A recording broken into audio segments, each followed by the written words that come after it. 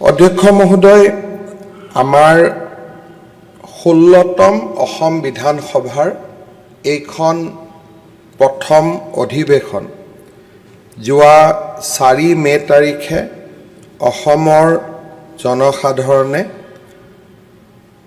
গণতান্ত্ৰিক অধিকাৰ সাব্যস্ত কৰি দিয়া ফলাফল আমি সকলোৱে লাভ কৰোঁ। 12 মেত নতুন চৰকাৰে দায়িত্ব গ্ৰহণ কৰে আৰু তৎকালীনভাৱে বিধানসভাৰ অধিৱেশন হয়। সন্মানীয় সদস্যসকলে শপত গ্ৰহণ কৰে। ৰাজ্যপাল মহোদয়ৰ অভিভাষণ শুনাৰ আমাৰ সৌভাগ্য হয়। এক প্ৰকাৰ গণতান্ত্ৰিক পৰম্পৰা আমাৰ ৰাজ্যখনত আৰু এখোজ আগবাঢ়ি যায়। সদনত অধ্যক্ষ হিচাপে আপুনি দায়িত্ব গ্ৰহণ কৰে, পুনৰবাৰ মই আপোনাক অভিনন্দন জনাইছোঁ।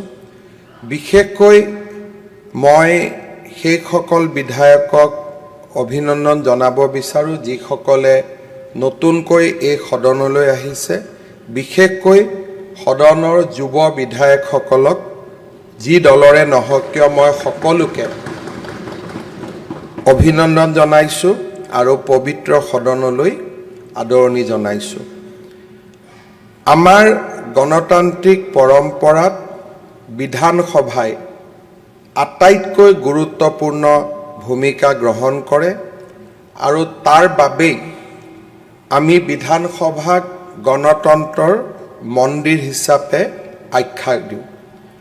মই আশা কৰিম যে এই বিধানসভাৰ প্ৰতিটো কাৰ্যসূচীকে আমাৰ সদনৰ সদস্যসকলে, বিশেষকৈ নতুন সদস্যসকলে অত্যন্ত গম্ভীৰতাৰে সহকাৰে ল'ব, ৰাজ্যৰ সমস্যাসমূহৰ বিষয়ে আলাপ আলোচনা কৰিব আৰু ৰাজ্যৰ জনসাধাৰণৰ আস্থা এই সদনৰ প্ৰতি যাতে সদায়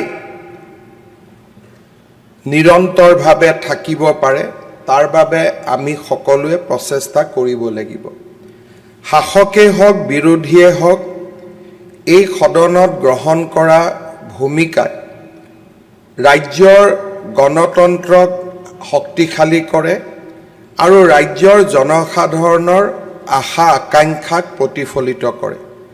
মই ভাবোঁ যে আগন্তুক 5টা বছৰত আমি আমাৰ সদনৰ প্ৰতিটো দিন, প্ৰতিটো ক্ষণ আমি অসমৰ জনসাধাৰণৰ মংগলৰ কাৰণে ব্যৱহাৰ কৰিম। সদনৰ আৰম্ভণিতে মই এটা বিষয় অধ্যক্ষ মহোদয়ৰ সন্মুখত উপস্থাপন কৰিম। ভাৰতবৰ্ষৰ সংসদে কেইবাটাও গৰিমাময় পৰম্পৰা স্থাপন কৰিছে। আমি যদি দেখা পাওঁ যে ভাৰতবৰ্ষত বিৰোধী পক্ষ নিশ্চিতভাৱে আমাৰ অসম বিধানসভাতকৈও বেছি শক্তিশালী, কাৰণ সংখ্যাগতভাৱে বিৰোধী পক্ষৰ এটা ভাল পাৰ্চেণ্টেজ বিৰোধী পক্ষত আছে। কিন্তু তথাপিতো কেতিয়াও ভাৰতবৰ্ষৰ সদনত ৰাষ্ট্ৰপতি মহোদয়াৰ ভাষণ কেতিয়াও বৰ্জন কৰা নহয়, কাৰণ লোকসভা বা ৰাজ্যসভা দুইখন সদনে একেলগে বহে, ৰাষ্ট্ৰপতিৰ অভিভাষণ শুনে আৰু পৰৱৰ্তী সময়ত ৰাষ্ট্ৰপতিৰ অভিভাষণক কঠোৰভাৱে সমালোচনাও কৰে। কিন্তু আমি যদি দেখা পাওঁ অটল বিহাৰী বাজপেয়ীৰ পৰা আৰম্ভ কৰি জৱাহৰলাল নেহৰুলৈকে, নৰেন্দ্ৰ মোদীৰ সময়লৈকে লোকসভাই কেতিয়াও ৰাষ্ট্ৰপতিৰ অভিভাষণ কোনো এজন সদস্যই কেতিয়াও বৰ্জন কৰা নাই। ৰাজ্য বিধানসভাত এনে পৰম্পৰা আছে, কিন্তু অসমে ভাৰতৰ সকলো ৰাজ্যকে এটা পৰম্পৰা দেখুৱাব পাৰে যে আমিও সাংবিধানিক অনুষ্ঠানক সন্মান জনাওঁ। বিৰোধিতা থাকিব পাৰে, কিন্তু সংবিধানত যিসকলে সাংবিধানিক পদবী পালন কৰিছে, বিশেষকৈ ৰাষ্ট্ৰপতি, ৰাজ্যপালত সন্মান দেখুৱাটো আমাৰ দায়িত্ব আৰু কৰ্তব্য। সদনত তেখেতসকল থকা সময়লৈকে আমি আমাৰ গণতান্ত্ৰিক পৰম্পৰা ৰক্ষা কৰিম। মই ভাবোঁ যে ৰাজনৈতিক ইতিহাসত গণতন্ত্ৰত এখন ৰাজ্যৰ মৰ্যাদা তেতিয়া বৃদ্ধি হয় যেতিয়া সুস্থ পৰম্পৰাসমূহ আমি গ্ৰহণ কৰিব পৰাৰ ক্ষমতা আমাৰ মাজত থাকে। মই আশা কৰিম যে অনাগত দিনত এই দিশবিলাক আমি নিশ্চিতভাৱে আলোচনা কৰিম। অধ্যক্ষ মহোদয়, 2026 গণতন্ত্ৰৰ উৎসৱ ইতিমধ্যে সামৰণি পৰিলে। এইবাৰ ইলেকশ্যন ৰিজাল্ট দিয়াৰ পিছত বহুতকেইটা টিভি চেনেলত আলোচনা হৈছিলে যে কেনেকৈ অসমত জিকা আৰু হাৰা যিয়েই সিদ্ধান্ত নহওক কিয় নিৰ্বাচনৰ পিছত অসমত ৰাজনৈতিক হিংসা কেতিয়াও নহয়। মই ভাবোঁ চুবুৰীয়া ৰাজ্য পশ্চিমবংগত এটা সময় যি পৰম্পৰা আছিল, বিশেষকৈ তৃণমূল কংগ্ৰেছৰ কাৰ্যকালত ৰাজনৈতিক প্ৰতিহিংসাৰ বলি হৈ বহু লোক অসমত আহি আশ্ৰয় ল'বলগীয়া হৈছিলে। কিন্তু পশ্চিমবংগতো এইবাৰ পৰিৱৰ্তন হৈছে। এইবাৰ এজনো লোক অসমলৈ ৰাজনৈতিক আশ্ৰয়ৰ বাবে আহিবলগীয়া হোৱা নাই। আৰু অসমেও নিৰ্বাচনৰ ফলাফল যিয়েই নহওক কিয় আমি আমাৰ নিৰ্বাচনক গণতন্ত্ৰৰ উৎসৱ হিচাপে আমি ৰাখিব পাৰিছোঁ। আৰু ৰাজনৈতিক প্ৰতিহিংসা আমাৰ ৰাজ্যত নিৰ্বাচনৰ পিছত আমি কেতিয়াও দেখা নাপাওঁ, যিটো আমাৰ অসমবাসীৰ বাবে এটা অত্যন্ত গৌৰৱৰ বিষয়। মই পুনৰবাৰ 2026 চনৰ নিৰ্বাচন যি হিংসা ৰহিত আছিল, হিংসা বৰ্জিত আছিল আৰু প্ৰথমবাৰৰ বাবে অসমত প্ৰায় 85% লোকে ভোটদান কৰি এই গণতন্ত্ৰৰ উৎসৱক খুব সুন্দৰভাৱে উদযাপন কৰিলে। মই অসমৰ ৰাইজক পুনৰবাৰ অভিনন্দন জ্ঞাপন কৰিছোঁ। অধ্যক্ষ মহোদয়, নিৰ্বাচনৰ ফলাফলৰ ওপৰত ইতিমধ্যে আমাৰ ৰাজ্যপালৰ অভিভাষণত আলোচনা হৈছে আৰু নিশ্চিতভাৱে এই নিৰ্বাচনৰ ফলাফল আমাৰ বাবে অত্যন্ত আশাব্যঞ্জক আছিল। আমি এক অভূতপূৰ্ব সাফল্য এই নিৰ্বাচনত লাভ কৰিব পাৰিছিলোঁ আৰু অসমৰ ৰাজনৈতিক ইতিহাসত NDA আৰু BJP একেলগে আমি এক উদাহৰণবিহীন নতুন কীৰ্তিস্তম্ভ স্থাপন কৰিবলৈ আমি সক্ষম হৈছিলোঁ। আজিৰ এই পবিত্ৰ মুহূৰ্তত মই পুনৰবাৰ অসমবাসী ৰাইজৰ ওচৰত শিৰ নত কৰি আমাক দেখুওৱা মৰম আৰু আদৰৰ বাবে মই কৃতজ্ঞতা জনাইছোঁ আৰু অসমবাসী ৰাইজক আমি প্ৰতিশ্ৰুতি দিছোঁ অসমৰ বিকাশ, অসমৰ সুৰক্ষা আৰু অসমক ভাৰতৰ সৰ্বশ্ৰেষ্ঠ ৰাজ্যসমূহৰ মাজলৈ লৈ যোৱাৰ আমাৰ সংকল্প পথত আমি অটল হৈ থাকিম, আমি অবিচল হৈ থাকিম আৰু অনিৰুদ্ধ গতিৰে আমি আমাৰ ৰাজ্যখনক বিকাশৰ আন এক নতুন পৰ্যায়লৈ লৈ যোৱাৰ বাবে আমি প্ৰচেষ্টা কৰিম। অধ্যক্ষ মহোদয়, যোৱা 5টা বছৰত বিশেষকৈ 2014 চনত প্ৰধানমন্ত্ৰী নৰেন্দ্ৰ মোদীৰ শাসনলৈ আৰোহণ, 2016 চনত NDAৰ প্ৰথম চৰকাৰ স্থাপন আৰু তৃতীয়বাৰলৈ NDAৰ বিজয় আমাৰ ৰাজ্যখনৰ ইতিহাসত এক কীৰ্তিস্তম্ভ এক মাইলৰ খুঁটা বুলি আমি অভিহিত কৰিব পাৰোঁ। অধ্যক্ষ মহোদয়, মই মাইলৰ খুঁটা বা কীৰ্তিস্তম্ভ এই দুটা শব্দ এইকাৰণে ব্যৱহাৰ কৰা নাই যে বিজেপি দল বা NDA তৃতীয়বাৰৰ বাবে শাসনলৈ অহাৰ সুবিধা পাইছে। মই এইকাৰণে এই দুইটা শব্দ ব্যৱহাৰ কৰিছোঁ কাৰণ এই তিনিওটা কাৰ্যকালত, বিশেষকৈ যোৱা দুটা কাৰ্যকালত আমাৰ ৰাজ্যৰ বিকাশে এক নতুন দিগন্তলৈ গতি কৰিছে। আজি আমি দেশৰ ভিতৰতে এখন অগ্ৰগামী ৰাজ্যলৈ ৰূপান্তৰ হৈছোঁ। ৰাজ্যপালৰ অভিভাষণত ইতিমধ্যে উল্লেখ কৰা হৈছে যে কেনেকৈ আজি আমাৰ ৰাজ্যখন এখন হিংসা বৰ্জিত ৰাজ্যলৈ যোৱা 10টা বছৰত ৰূপান্তৰ হৈছে। তেজৰ ফাকু দেখা আমাৰ প্ৰজন্মটোৱে এনেকুৱা এখন অসমৰ আমি কেতিয়াও কল্পনা কৰা নাছিলোঁ যে যিখন অসমত arm force special power act নাথাকিব, যিখন অসমত বোম আৰু গুলিৰ শব্দ আমি শুনা নাপাম। আমি আমাৰ বিশ্ববিদ্যালয় মহাবিদ্যালয়ত পাঠদান কৰাৰ সময়ত আমি কেতিয়াও আশা কৰা নাছিলোঁ যে আমাৰ ৰাজ্যখনত এনে এক পৰিৱৰ্তন হ'ব যি নেকি হিংসা অসমৰ ৰাইজে বহু দূৰলৈ আঁতৰাই পঠিয়াব।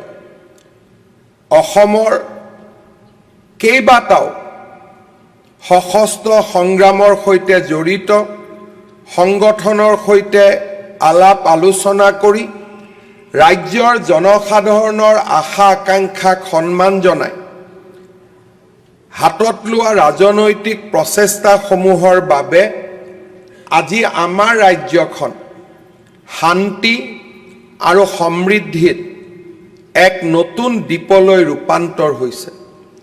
যোৱা বছৰকেইটাত এজনো পুলিচ আৰক্ষী নিহত হ'বলগীয়া হোৱা নাই, সাধাৰণ লোকৰ মৃত্যু হ'বলগীয়া হোৱা নাই, আৰু এক প্ৰকাৰ হিংসা শব্দটো আমি লাহে লাহে আমাৰ সমাজৰ মূল শব্দসমূহৰ পৰা লাহে লাহে আঁতৰি গৈছে। আৰু তাৰ কাৰণে আজি আমাৰ ৰাজ্যখনে শান্তি আৰু সমৃদ্ধিৰ এটা নতুন যুগ দেখা পাবলৈ সক্ষম হৈছে। 6000তকৈও বেছি যুৱক ৰাষ্ট্ৰ জীৱনৰ মূল খুঁটিলৈ উভতি আহিছে আৰু আজি অসমক বিকাশৰ এক নতুন দিগন্তলৈ লৈ যোৱাত অৰিহণা যোগাইছে।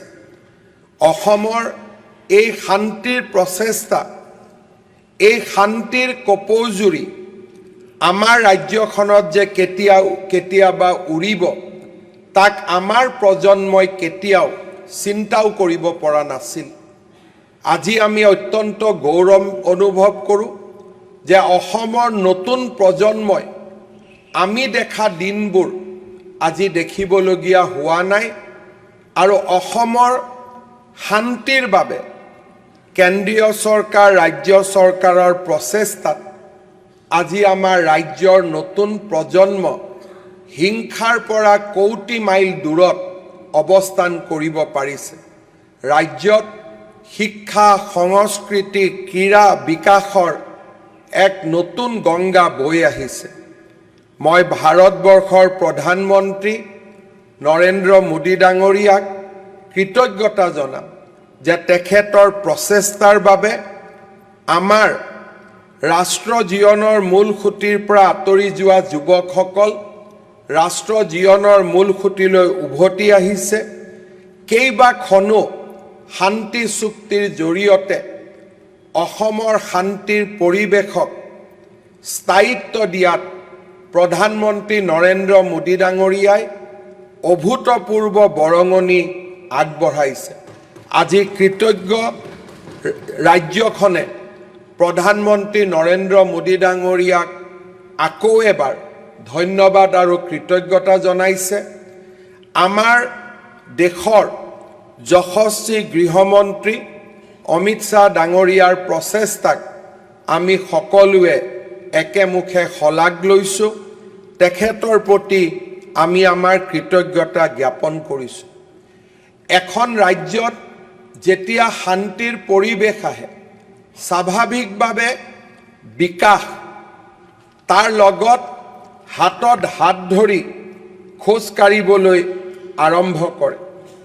আজি যদি আমি দেখা পাওঁ, আমাৰ ৰাজ্যখন এসময়ত কেন্দ্ৰীয় চৰকাৰৰ অনুদানৰ ওপৰত ভিত্তি কৰি প্ৰশাসন আগবাঢ়িছিল।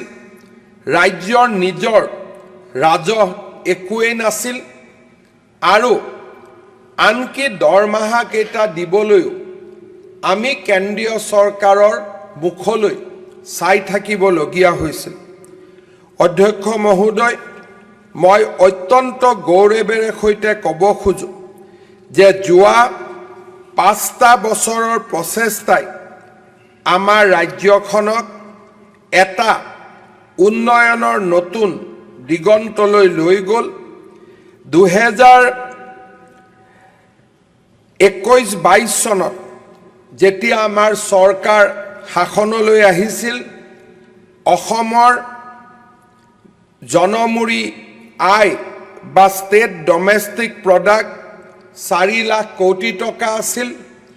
যোৱা 5টা বছৰৰ প্ৰচেষ্টাত আমাৰ ৰাজ্যৰ GDP এই বছৰ 8,71,000 কোটি টকাত ভৰি দিব আৰু 2028 চনত অসম 10 লাখ কোটি টকাৰ অৰ্থনীতিলৈ ৰূপান্তৰ হ'ব।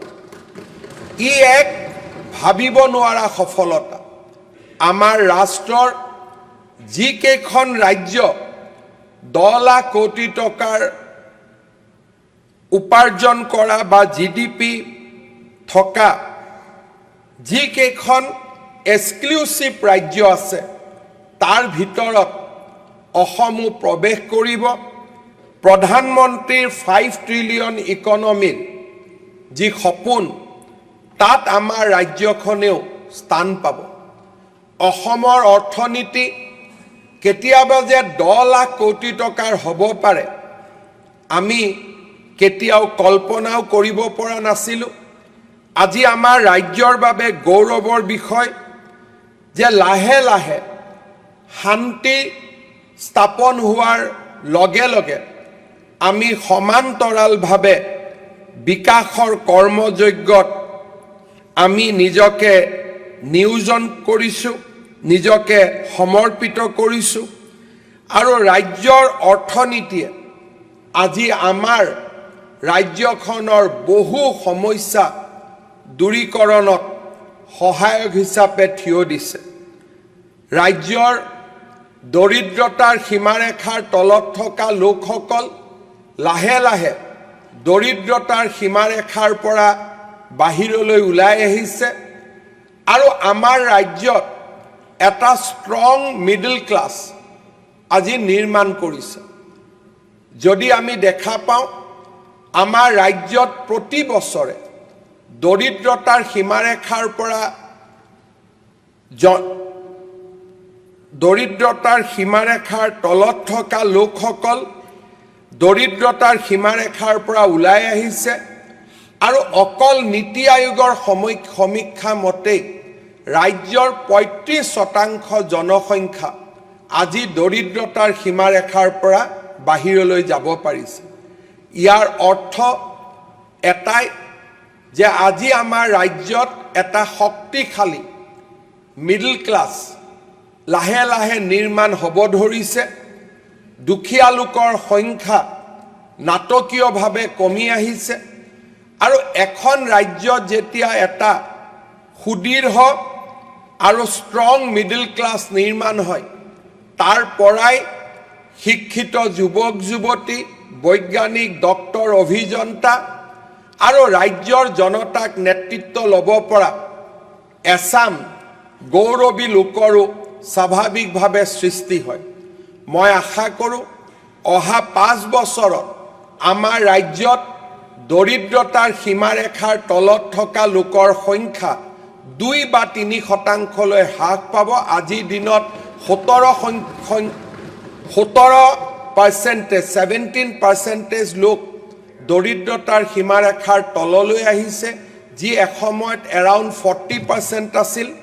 আৰু মই আশা কৰোঁ যে অহা 5 বছৰ দৰিদ্ৰতাৰ সীমাৰেখাৰ তলত বাস কৰা লোকৰ সংখ্যা 2 বা 3%লৈকে নাটকীয়ভাৱে কমি আহিব। অধ্যক্ষ মহোদয়, নিৰ্বাচনৰ পৰৱৰ্তী সময়ত আমাৰ ৰাজ্যলৈ এটা নতুন খবৰ আহিলে, যি আমি বহুত দিনৰ পৰা তাৰ অপেক্ষাত আছিল। যেতিয়া ৰাজ্যত দৰিদ্ৰতা কমে, তেতিয়া চাৰিওফালে ছ'চিয়েল ইণ্ডিকেটৰবিলাক শক্তিশালী হ'বলৈ আৰম্ভ কৰে। স্বাধীনতাৰ পিছৰ পৰা অসমৰ মূৰৰ ওপৰত এটা ডাঙৰ কলংক আছিল যে অসমত মেটাৰনেল মৰ্টেলিটিৰ সংখ্যা দেশৰ ভিতৰতে আটাইতকৈ বেছি। MMR আমাৰ ৰাজ্যখনত দেশৰ ভিতৰতে আটাইতকৈ বেছি আছিলে, কাৰণ তাৰ প্ৰত্যক্ষ কাৰণ আছিলে যে ৰাজ্যৰ আধা সংখ্যক জনতা দৰিদ্ৰতাৰ সীমাৰেখাৰ তলত আছিল। অধ্যক্ষ মহোদয়, 2006 চনত মই যেতিয়া ৰাজ্যৰ প্ৰথম স্বাস্থ্যমন্ত্ৰীৰ দায়িত্ব লৈছিলোঁ, তেতিয়া সেই সময়ত অসমত প্ৰসূতি মৃত্যুৰ সংখ্যা আছিলে 480 আৰু ভাৰতত সেই সংখ্যা আছিলে 254। তাৰমানে ভাৰততকৈ 100% মেটাৰনেল মৰ্টেলিটি অসমত বেছি আছিলে। যোৱা 2 দশকত আমি অবিৰত প্ৰচেষ্টা চলাইছিলোঁ আৰু এই গোটেই সময়ছোৱাত ৰাজ্যৰ স্বাস্থ্যমন্ত্ৰীৰ দায়িত্ব ক'ৰবাত নহয় ক'ৰবাত মোৰ ওপৰত আছিল। যোৱা পৰহি দিনাখন ভাৰতৰ নতুন SRS, যাক আমি স্বাস্থ্যৰ বুলেটিন বুলি কওঁ, আমাৰ SRS 2023-22-24 প্ৰকাশ হৈছে। প্ৰথমবাৰৰ বাবে আমাৰ ৰাজ্যৰ প্ৰসূতিৰ মৃত্যুৰ দৰ মাত্ৰ 84লৈ হ্ৰাস পাইছে। It is now only 84। আৰু প্ৰথমবাৰৰ বাবে ভাৰততকৈ আমাৰ প্ৰসূতিৰ মৃত্যুৰ হাৰ নিম্নগামী হৈছে। ভাৰতত প্ৰসূতিৰ মৃত্যুৰ হাৰ এতিয়া 87। 1,87,000গৰাকী মাতৃৰ সন্তান জন্ম দিওঁতে মৃত্যু হয়, আৰু অসমত এতিয়া 84লৈ হ্ৰাস পাইছে। আমি এতিয়া ৰাষ্ট্ৰৰ বোজা নহয়, আমি ৰাষ্ট্ৰৰ নিৰ্মাণত এতিয়াৰ পৰা আমি বৰঙণি যোগাব পাৰিম। অসম মেটাৰনেল মৰ্টেলিটিত আমি আটাইতকৈ শেষৰ ৰাজ্যখন আছিলোঁ। এতিয়া উত্তৰ প্ৰদেশ, মধ্যপ্ৰদেশ, উৰিষ্যা, ছত্তীশগড়, উত্তৰাখণ্ড, বিহাৰ, ৱেষ্ট বেংগল, হাৰিয়ানা, ৰাজস্থান এতিয়া আমাতকৈ পিছলৈ গ'ল। আৰু এতিয়া আমি এটা সন্মানজনক স্থানত, বিশেষকৈ এতিয়া আমি দেশৰ ভিতৰতে প্ৰথম 10 নম্বৰত আমি আহিবলৈ সক্ষম হৈছোঁ। আৰু মই বিশ্বাস কৰোঁ যে অহাবাৰ যেতিয়া ইয়াৰ নতুন SRS ওলাব, আমি 7লৈ যাবলৈ সক্ষম হ'ম। অৰ্থাৎ যোৱা দশকটোত আমি স্বাস্থ্য বিভাগত লোৱা প্ৰচেষ্টাই আজি ৰাষ্ট্ৰীয় স্বীকৃতি লাভ কৰিবলৈ সক্ষম হ'ল। যেতিয়া সমাজত দৰিদ্ৰতা কমিব, অৰ্থনৈতিক বিকাশ হ'ব, তেতিয়া MMR, IMR, education rate, total fertility, এই সকলো ক্ষেত্ৰতে আমি আগবাঢ়িবলৈ সক্ষম হ'ম। মই ভাবোঁ যে যোৱা 10টা বছৰৰ অৰ্থনৈতিক বিকাশ আৰু উন্নয়নে আমাৰ ৰাজ্যখনক দেশৰ ভিতৰতে এক চকুত লগা ৰাজ্যলৈ ৰূপান্তৰ কৰিব। ৰিজাৰ্ভ বেংকৰ 2025 চনৰ ডেটা অনুসৰি Assam is the fastest growing economy in entire country. এয়া মোৰ ডেটা নহয়, ৰিজাৰ্ভ বেংক অফ ইণ্ডিয়াই তেওঁলোকৰ বাৰ্ষিক প্ৰতিবেদনত উল্লেখ কৰিছে যে এতিয়া অসম আমাৰ সমগ্ৰ ৰাষ্ট্ৰৰ ভিতৰতেই ফাষ্টেষ্ট গ্ৰয়িং ইকনমি, যি নেকি আমাৰ ৰাজ্যৰ জনতাৰ বাবে এক গৌৰৱৰ বিষয়। অৰ্থনৈতিক যেতিয়া উন্নয়ন হয়, ৰাজ্যত আৰবানাইজেশ্যন হয়, ইণ্ডাষ্ট্ৰিয়েলাইজেশ্যন হয়, কৃষিৰ আধুনিক হয়, ভেলু এডিশ্যন হয়, তাৰ ডিৰেক্ট ইম্পেক্ট ৰাজ্যৰ দৰিদ্ৰ জনতাৰ সন্মুখলৈ আহে আৰু দৰিদ্ৰ জনতাই দৰিদ্ৰতাৰ পৰা মুক্ত হ'বলৈ এক নতুন পথ বিচাৰি পায়। আৰু সেই কাৰণে আজি আমি ব্যৱহাৰ কৰোঁ এটা শব্দ যে অসম এতিয়া অনিৰুদ্ধ গতিৰে আগবাঢ়িছে, অসমে এক নতুন দিশেৰে উন্নয়নৰ এক নতুন দিগন্তলৈ আগবাঢ়িছে। আৰু মই নিশ্চিতভাৱে আশা কৰোঁ যে অনাগত 5টা বছৰত এই বিধানসভাৰ নেতৃত্বত অসমে আৰু অধিক নতুন নতুন মাইলৰ খুঁটা স্থাপন কৰিবলৈ সক্ষম হ'ব। অধ্যক্ষ মহোদয়, যদি মই ইলেকশ্যনৰ মাজলৈ আহোঁ, ইয়াক নতুনকৈ কোৱাৰ প্ৰয়োজন নাই যে এইবাৰ আমাৰ ৰাজ্যত NDA আৰু BJPয়ে চমকপ্ৰদ সাফল্য লাভ কৰিবলৈ সক্ষম হৈছে।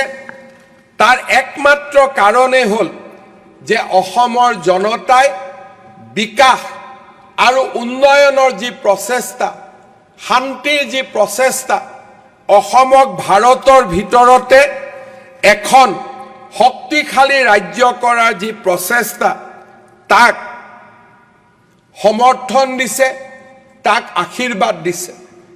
126খন আসনৰ ভিতৰত 102খন আসন লাভ কৰাটো আমাৰ ইতিহাসৰ, আমাৰ ৰাজনৈতিক ইতিহাসৰ এক নতুন মাইলৰ স্তম্ভ।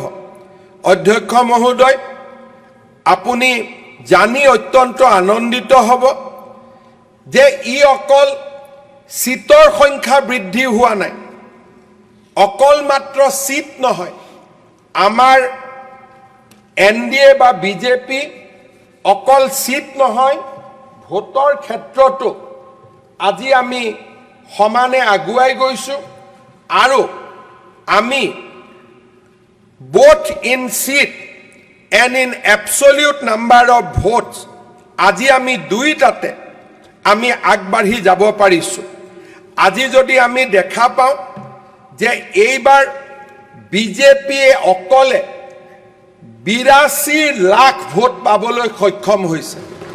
81,92,787।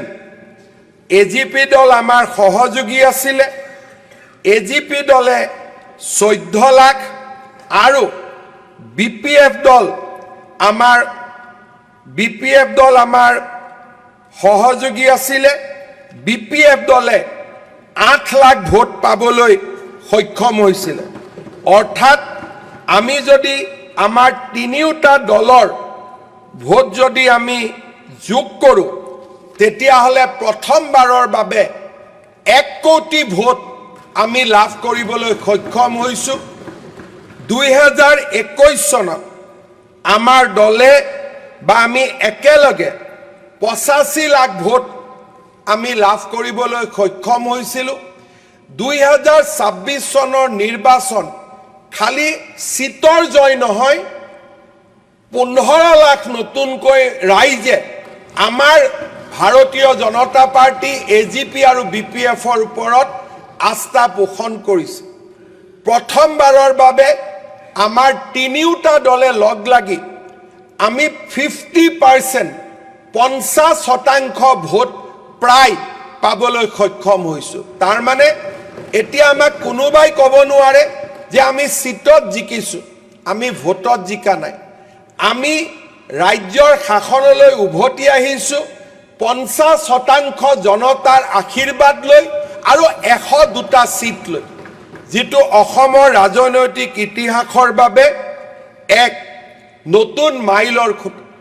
অধ্যক্ষ মহোদয়, মই অত্যন্ত গৌৰৱেৰে সৈতে কম যে এই বিজয়ত প্ৰতিটো জনগোষ্ঠীৰ লোকে আমাক সমৰ্থন কৰিছিল, কিন্তু ইয়াৰ মাজতো প্ৰথমবাৰৰ বাবে আমাৰ ৰাজ্যত এনেকুৱা হৈছে যে 100% শিডিউল ট্ৰাইব সিট ভাৰতীয় জনতা পাৰ্টি আৰু মিত্ৰ দলে লাভ কৰিছে।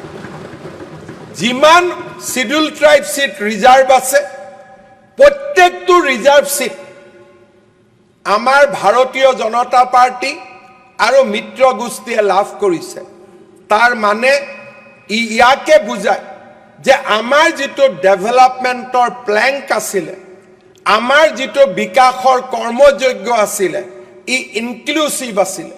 সাধাৰণতে দেশ আগবাঢ়ি যায়, কিন্তু জনজাতীয় অনুসূচিত জাতিৰ লোকসকল পিছ পৰি যায়, চাহ জনজাতিৰ লোকসকল পিছ পৰি যায়। কিন্তু আমাৰ বিকাশৰ যেটো মডেল, সেই মডেলে কাকো পিছ পেলাই থোৱা নাছিল, বৰঞ্চ জনজাতি, চাহ শ্ৰমিক, অনুসূচিত জাতিৰ দৰে পিছপৰা সমাজৰ মাজতো এক আশাৰ সঞ্চাৰ কৰিছিল। অধ্যক্ষ মহোদয়, আপুনি জানি ভাল পাব যে অসমৰ চাহ জনজাতিৰ লোকে বাস কৰা প্ৰত্যেকখন আসন এইবাৰ আমি লাভ কৰিবলৈ সক্ষম হৈছোঁ। এনেকুৱা এখন আসন নাই য'ত নেকি এজনো যদি চাহ জনগোষ্ঠীৰ লোক আছে, সেইখন আসনতে বিজেপি, বিপিএফ বা এজিপি দল বিজয়ী হৈছে। অধ্যক্ষ মহোদয়, এটা মাত্ৰ যদি অনুসূচিত জাতিৰ সিট আমি বাদ দিওঁ, 99% শিডিউল কাষ্ট ৰিজাৰ্ভ সিটো ভাৰতীয় জনতা পাৰ্টি, বিপিএফ আৰু এজিপিয়ে লাভ কৰিবলৈ সক্ষম হৈছে। অধ্যক্ষ মহোদয়, ই প্ৰমাণ কৰে যে it is a inclusive victory. কাকো বাদ দি জিকি অহা ইলেকশ্যন নহয়, তিনিজনৰ মাজত ভোট বিভাজন কৰি জিকি অহা ইলেকশ্যন নহয়, কোনোবা জাতিক পিছ পেলাই থৈ জিকি অহাৰ ইলেকশ্যন নহয়। এই ইলেকশ্যনে প্ৰতিটো জনগোষ্ঠীৰ মাজত আশা আৰু আকাংক্ষাৰ সঞ্চাৰ কৰি এক এবছলিউট ভিক্টৰী লৈ আজি আমাৰ সদনলৈ আমি উভতি আহিছোঁ। অধ্যক্ষ মহোদয়, আপুনি জানি ভাল পাব যে পৰ্বতজৰা, মানকাছাৰৰ দৰে য'ত নেকি অলমষ্ট 100% সংখ্যালঘু লোক বাস কৰে, তাতো আমাৰ মিত্ৰ দলে 1 লাখতকৈ বেছি ভোট পাবলৈ সক্ষম হৈছে, যিয়ে নেকি অসমৰ ৰাজনীতিৰ আন এক নাটকীয় পৰিৱৰ্তনৰ নতুন ইংগিত বহন কৰিছে। আজি নিশ্চিতভাৱে আমি ক'ব পাৰোঁ যে অসমৰ আটাইকেইটা ধৰ্মীয় সংখ্যালঘু বা মুছলমান লোকে ভোট দি জিকাব পৰা সিট নিশ্চিতভাৱে কংগ্ৰেছ দলে লাভ কৰিছে, তাত কোনো সন্দেহ নাই। আজি 19 জন বিধায়কৰ ভিতৰত 18 জনে এটা বিশেষ ধৰ্মীয় গোষ্ঠীৰ পৰা হাতাত। মই সেই পৰিসংখ্যাক মই নুই নকৰোঁ, কিন্তু তাৰ পিছতো মানকাছাৰত এজিপি দলে এইবাৰ 1 লাখতকৈ বেছি ভোট পাবলৈ সক্ষম হৈছে। বিপিএফেও পৰ্বতজৰাত বিজয়ৰ পৰা মাত্ৰ অকণমান ভোটৰ পৰা বঞ্চিত হৈ আছে। উত্তৰ এটাই যে 2031 চনৰ নিৰ্বাচনত এই 18 জন ব্যক্তিও কিমান নিৰাপদ, সিও ডিটাৰমাইন কৰিব অহা 5 বছৰত কেনেকৈ কাম হ'ব, কেনেকৈ আগবাঢ়ি যাব। অধ্যক্ষ মহোদয়, আজি যেনেকৈ অসমৰ জনতা scheduled caste, scheduled tribe, tea garden সকলোৱে যেনেকৈ আমাক সমৰ্থন দিছে, আমি ধৰ্মীয় সংখ্যালঘুৰ লোকসকলৰ মাজত কম ভোট পোৱা বুলি আমি যে তেওঁলোকৰ কাম নকৰোঁ, তেনেকুৱা বাৰ্তা দিব নিবিচাৰি সদনৰ প্ৰথম অধিৱেশনতে ধৰ্মীয় সংখ্যালঘুৰ মহিলাসকলক আটাইতকৈ সুৰক্ষা দিব পৰা ইউনিফৰ্ম চিভিল কোড বিল আমি সদনত উত্থাপন কৰিছোঁ। আমাক ভোট দিয়া মানুহবিলাকৰ জনতাৰ কাম কৰাৰ আগতে আমি সামাজিক ন্যায় প্ৰচেষ্টাৰ বাবে প্ৰথম ইউচিচি আমি লৈ আহিছোঁ, যিয়ে নেকি আমাৰ সংখ্যালঘু সমাজখনৰ নাৰীক, সংখ্যালঘু সমাজখনৰ মহিলাক আটাইতকৈ বেছি সুৰক্ষা প্ৰদান কৰিব। মোৰ মনত আছে, এই সদনত যেতিয়া মই ভাষণ দিছিলোঁ যোৱাবাৰ, আমাৰ ৰাইজৰ দলৰ এগৰাকী বিধায়কে আমাক যেতিয়া প্ৰত্যাহ্বান জনাইছিল, তেতিয়া মই তেওঁক এই সদনৰ পৰা কৈছিলোঁ, अगर रुक पाता है तो रुकवा लो, लेकिन अगर हमें नहीं रुकवा पाते हो तो पहला सेशन में ही हम यूसीसी बिल लेके आएगा। मैं मौका दिया था कि संभव है तो हमें रुकवा लो, लेकिन अफसोस है कांग्रेस हमें रुकवा नहीं पाया। अगर हमें रुकवा नहीं पाया तो हम जरूर यूसीसी बिल पहला सेशन में ही लेके आएगा, और हम लेके आया। तार माने আজি আমি যি প্ৰতিশ্ৰুতি দিছিলোঁ যে আমাক যদি ৰখাব পাৰে ৰখাই লওক, যদি ৰখাব নোৱাৰে আমি ইউচিচি লৈ আহিম। আজি আমি ইউচিচি লৈ আহিলোঁ। বাবা চাহেব আম্বেদকাৰৰ সপোন আছিল, আজি এই ইউনিফৰ্ম চিভিল কোডে আমাৰ সংখ্যালঘু সমাজৰ মহিলাসকলক এক নতুন জীৱন দিব, জীয়াই থকাৰ অধিকাৰ দিব, সম্পত্তিৰ ওপৰত সমান অধিকাৰ দিব, বাল্য বিবাহ ৰোধ কৰিব, পলিগেমি বন্ধ কৰিব। প্ৰথমবাৰৰ বাবে সংখ্যালঘু সম্প্ৰদায়ৰ মহিলাসকলে প্ৰথমবাৰৰ বাবে স্বাধীন ভাৰতৰ নাগৰিক হিচাপে সম অধিকাৰ লৈ ভোট দিবলৈ সুযোগ পাব, জীৱন যাপন কৰিবলৈ সুযোগ পাব। মই অনুভৱ কৰোঁ যে আমাৰ সদনে, বিশেষকৈ বিৰোধী পক্ষই ধৰ্মীয় সংখ্যালঘুৰ আই মাতৃসকলৰ ইমান দিনে তেওঁলোকে যি নিৰ্মম যাতনা জীৱনৰ প্ৰতিটো পদক্ষেপত ভোগ কৰি আহিছিলে, সম্পত্তিৰ অধিকাৰৰ পৰা বঞ্চিত হৈছিলে, বহু বিবাহৰ দৰে অত্যন্ত অমানৱীয় প্ৰথাৰ লগত জীয়াই আছিলে, আজি আমি সেই আটাইবোৰ শেষ কৰি সংখ্যালঘু সম্প্ৰদায়ৰ মহিলাসকলক যি স্বাধীনতা দিয়াৰ বাবে আমি আগবাঢ়িছোঁ। আমাৰ অসমৰ ইতিহাসত সামাজিক ন্যায় প্ৰচেষ্টাৰ দিশত যি আটাইতকৈ শক্তিশালী আইন এখন আমি লৈ আহিছোঁ, তাত নিশ্চিতভাৱে সকলোৱে সহযোগিতা কৰিব আৰু আমাৰ ৰাজ্যখনক সামাজিক ন্যায় দিশত এখন গুৰুত্বপূৰ্ণ ৰাজ্য হিচাপে প্ৰতিপন্ন কৰিব। মই গৌৰৱ অনুভৱ কৰোঁ যে উত্তৰাঞ্চল আৰু গুজৰাটৰ পিছত ইউনিফৰ্ম চিভিল কোড এডপ্ট কৰা অসম তৃতীয়খন ৰাজ্য হিচাপে পৰিগণিত হ'ব। Assam will stand as a third state after Gujarat and Uttarakhand to have a uniform civil code in our state. আজিলৈকে বাবা চাহেব আম্বেদকাৰৰ সেই সপোনবোৰ সপোন হৈ আছিল, কিন্তু আজি প্ৰধানমন্ত্ৰী মোদী ডাঙৰীয়াৰ নেতৃত্বত এই সপোনবিলাক বাস্তৱত ৰূপায়ণ কৰাৰ দিশত আমি নিশ্চিতভাৱে আগবাঢ়িবলৈ সক্ষম হৈছোঁ আৰু আমি আগবাঢ়ি যাম। অধ্যক্ষ মহোদয়, প্ৰতিটো দিনেই এটা নতুন দিন। আজি মই নিশ্চিতভাৱে মনত পেলাম, যেতিয়া মই যোৱাবাৰ সদনত 5 বছৰ আগতে কেটল প্ৰটেকশ্যনৰ বাবে আইন আনিছিলোঁ, গো হত্যা বন্ধ কৰাৰ বাবে আইন আনিছিলোঁ, তেতিয়া সদনৰ ভিতৰে বাহিৰে এছাম লোকে আমাক সমালোচনা কৰিছিল আৰু তেওঁলোকে কৈছিলে যে কুৰবানীৰ দৰে প্ৰথাৰ বাবে গৰু বা গো অতিকে প্ৰয়োজনীয় আৰু সেইকাৰণে আমাৰ ধৰ্মীয় সেন্টিমেন্টত হাত দিব নালাগে আৰু গো হত্যা বিৰোধী আইন পাছ কৰিব নালাগে। অধ্যক্ষ মহোদয়, তেতিয়াও মই বিশ্বাস কৰিছিলোঁ যে কুৰবানীৰ বাবে গৰুৰ প্ৰয়োজন নহয়।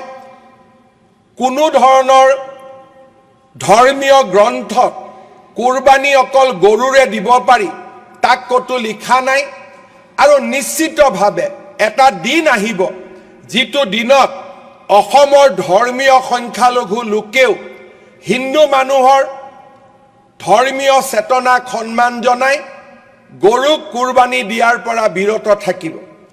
মোৰ আশা আছিলে, এনেকুৱা সময়ো আছিলে যে ধুবুৰীৰ দৰে চহৰত কুৰবানী দিয়াৰ পিছত হোৱা ঘটনাই হিংসাত্মক ঘটনাৰো ৰূপ লৈছিলে।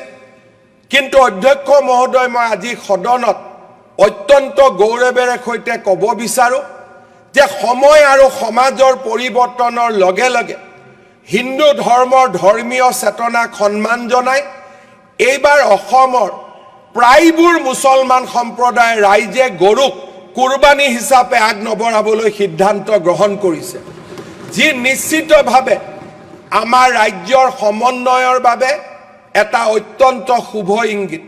মই আজিৰ এই পবিত্ৰ সদনৰ মঞ্চৰ পৰাই সেইসমূহ সমাজলৈ ধন্যবাদ আৰু কৃতজ্ঞতা জ্ঞাপন কৰিম, যিসকল সমাজে অত্যন্ত স্ব ইচ্ছাৰে সৈতে এইবাৰ তেওঁলোকে সিদ্ধান্ত লৈছে যে আমি গৰুক কুৰবানী হিচাপে আগ নবঢ়াওঁ। আমাৰ সকলোৱে যাতে বুজি পায় তাৰ বাবে মই এষাৰ হিন্দীতে ক'ব খুজিছোঁ, इस बार आसाम का काफ़ी मुसलमान लोगों ने, काफ़ी मुसलमान जमात ने ये सिद्धांत लिया है कि इस बार हम लोग गाय को कुर्बानी में नहीं व्यवहार करूंगा। हिंदू लोगों का सम्मान को सम्मान करते हुए हम गौ माता को कुर्बानी का रूप में इस्तेमाल इस बार नहीं करूंगा। जी, जो एक नया समय का इंगित देते हैं, जो नया समय का एक स्पष्ट रूपरेखा भी हमारा सामने लाते हैं।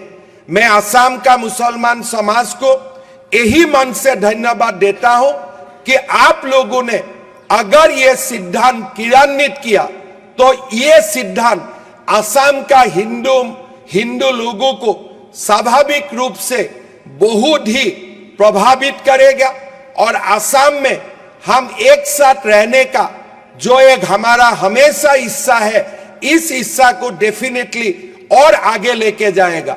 मैं आशा करता हूं कि 29 तारीख जब ईद होगा, बकरीद होगा, जो लोग अभी तक सिद्धांत नहीं लिया है वो लोग भी सिद्धांत लेगा और असम में इस बार कोई गाय को कुर्बानी का रूप में आगे नहीं बढ़ाया जाएगा।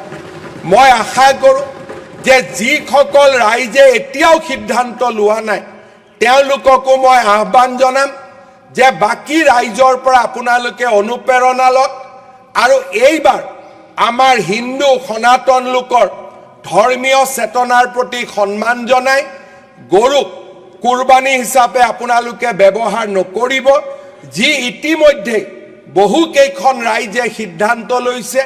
আৰু যিসকল ৰাইজে সিদ্ধান্ত লোৱা নাই তেওঁলোককো মই পবিত্ৰ সদনৰ মজিয়াৰ পৰা আহ্বান জনাম, কাৰণ ইছলামত গৰুক কুৰবানী দিয়াটো নিয়ম বুলি ক'তো লিখা হোৱা নাই।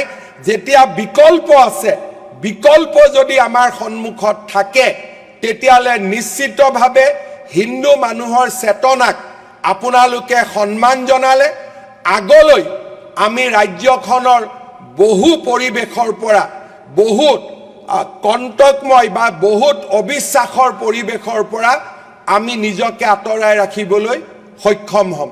মই এই সদনৰ মঞ্চৰ পৰাই যিসকল ৰাইজে গৰুক কুৰবানী নিদিয়াৰ সিদ্ধান্ত লৈছে তেওঁলোকক মই পুনৰবাৰ মোৰ ফালৰ পৰা আৰু সদনৰ পৰা তেখেতসকলক ধন্যবাদ আৰু অভিনন্দন জ্ঞাপন কৰিছোঁ। শ্ৰদ্ধাৰ ৰাইজ, শ্ৰদ্ধাৰ অধ্যক্ষ মহোদয়, সদন, এই যেটো নিৰ্বাচন হৈ গ'ল, এই নিৰ্বাচনৰ পৰা সদনে কি শিকিবলগীয়া আছে?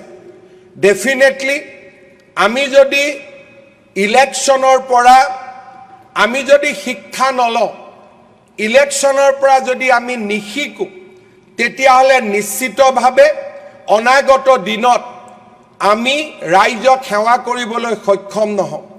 এই ইলেকশ্যনত দুটা বিশেষ সিদ্ধান্তই মানুহৰ মনত ক্ৰিয়া কৰিছিল, অসমৰ বিকাশ আৰু অসমৰ সুৰক্ষা। বিকাশ আৰু সুৰক্ষা, ডেভেলপমেণ্ট এণ্ড আইডেণ্টিটি, এই দুইটা কাৰণেই আমাৰ ৰাজ্যৰ জনসাধাৰণে ভাৰতীয় জনতা পাৰ্টি আৰু NDA এনেধৰণৰ অভূতপূৰ্ব বিজয় আমাক হাতত তুলি দিছিলে। মই যেতিয়া সুৰক্ষা বুলি কওঁ, অবৈধ বাংলাদেশী প্ৰব্ৰজনৰ বিৰুদ্ধে অসমীয়া লোকৰ সুৰক্ষা, জনজাতীয় লোকৰ সংস্কৃতি মাটিৰ সুৰক্ষা, চাহ জনজাতীয় লোকৰ জীৱনৰ সুৰক্ষা, এই প্ৰতিটো আমাৰ জীৱনৰ সৈতে জড়িত প্ৰতিটো আইডেণ্টিটি ইছ্যুক আমি অনাগত দিনত সন্মান জনাব লাগিব।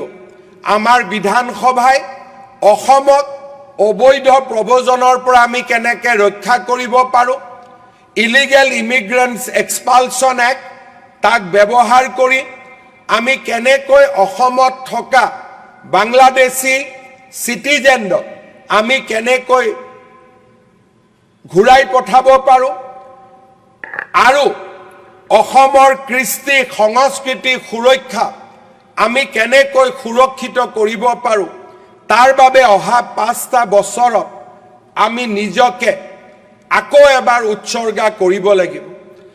অসমৰ সুৰক্ষাৰ লগে লগে অসমৰ জনজাতীয় লোকৰ সুৰক্ষা, মাটিৰ সুৰক্ষা, বিকাশৰ সুৰক্ষা, সংস্কৃতিৰ সুৰক্ষা, ভাষাৰ সুৰক্ষা, ইও আমাৰ বিধানসভাৰ 5 বছৰৰ যিটো এজেণ্ডা, ইও তাত প্ৰাথমিক ৰূপ ল'ব লাগিব।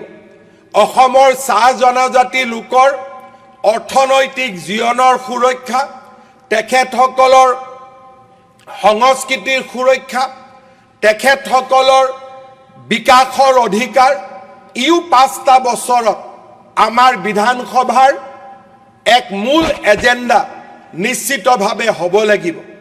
আমাৰ অসমৰ বিকাশৰ পৰা দূৰত থকা কাৰ্বি আলঙে হওক, ডিমা হাছাও হওক, বৰাক উপত্যকা হওক, বড়োলেণ্ড হওক, এই চাৰিওটা ভৌগোলিক অঞ্চলৰ সুৰক্ষা আৰু বিকাশৰ দায়িত্ব আমাৰ বিধানসভাই ল'ব লাগিব। এই বিধানসভাতে চৰৰ মাটি মাতব্বৰৰ পৰা কাঢ়ি আনি কেনেকৈ আমি সাধাৰণ লোকক হস্তান্তৰ কৰিব পাৰোঁ, তাৰো নিশ্চিতভাৱে ৰূপৰেখা আৰু পৰিকল্পনা আমি নিৰ্মাণ কৰিব লাগিব। চৰত বা বিভিন্ন অঞ্চলত অবৈধভাৱে যিসকলে ভূমিহীন নোহোৱা স্বত্তেও অবৈধভাৱে যি লাখ লাখ বিঘা মাটি দখল কৰি আমাৰ ৰাজ্যৰ উন্নয়নত বাধাৰ সৃষ্টি কৰিছে, তেনে লোকসকলকো আমি সেই ধৰণৰ মাটিৰ পৰা উচ্ছেদ কৰি এই মাটি আৰু ভূমিক অসমৰ বিকাশৰ কামত আমি নিশ্চিতভাৱে ব্যৱহাৰ কৰিব লাগিব। যুৱক সমাজৰ সুৰক্ষা, মহিলাৰ সুৰক্ষা আমাৰ প্ৰাথমিক দায়িত্ব হ'ব লাগিব। আমি যেতিয়া নিৰ্বাচনত আছিলোঁ, ৰাইজক আমি প্ৰতিশ্ৰুতি দিছিলোঁ যে আমি 2 লাখ যুৱক যুৱতীক আমি কৰ্ম সংস্থাপন দিম। আজি ৰাইজে হয়তো মোক মনত নেপেলাব, কিন্তু মুখ্যমন্ত্ৰী হিচাপে দায়িত্ব গ্ৰহণ কৰাৰ এই পবিত্ৰ মুহূৰ্তত মই নিজকে নিজে মনত পেলাইছোঁ যে 2 লাখ যুৱকক চৰকাৰী চাকৰি দিয়াৰ দায়িত্ব এইখন চৰকাৰে মূৰৰ ওপৰত ল'ব লাগিব আৰু আমি 2 লাখ যুৱক যুৱতীক নিশ্চিতভাৱে আমি কৰ্ম সংস্থাপন দিব লাগিব।